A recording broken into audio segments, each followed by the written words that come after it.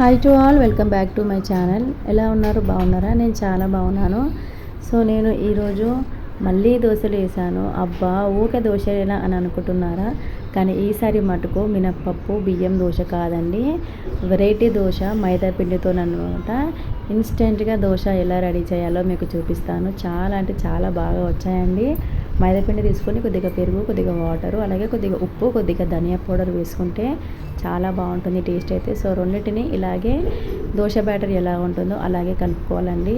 Actually ఇంట్లో పిండి అయిపోయింది, ఇంకా మా పిల్లలు అయితే దోశలు కావాలన్నారు. సో నేను వెంటనే ఇలా రెడీ చేశానండి. సో యాజ్ టీజ్గా పెనం అయితే వేడి చేసుకోవాలి. పెనం వేడి చేసుకొని మంచిగా కావాల్సినంత పిండి వేసుకొని బాగా స్ప్రెడ్ చేయొద్దు, లైట్గా అలా తిప్పనట్టుగా తిప్పాలంటే.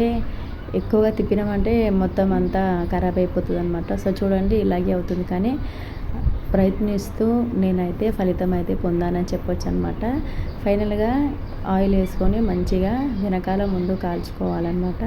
సో మనకు మంచిగా బ్రౌనిష్ కలర్ వస్తుందన్నమాట. సో పిల్లలు అయితే చాలా చాలా హ్యాపీగా ఎంజాయ్ చేస్తూ తిన్నారండి. అసలు వస్తాయో రావో అనుకున్నాను, కానీ చాలా బాగా వచ్చాయన్నమాట. సో ఒక 10 దోశల వరకు అయితే వేసానమాట. ఇంకా ఫైనల్గా పిల్లలు అయితే మంచిగా కొబ్బరి చట్నీ పెట్టుకొని మంచిగా తిన్నారండి. సో మీరు కూడా ఒకసారి ట్రై చేయండి, చాలా బాగుంటుంది. దోశపిండి లేనప్పుడు ఇన్స్టెంట్గా మైదాతో ట్రై చేయండి, ఓకేనా? సో వీడియో నచ్చితే తప్పకుండా లైక్ చేయండి, సబ్స్క్రైబ్ చేయండి.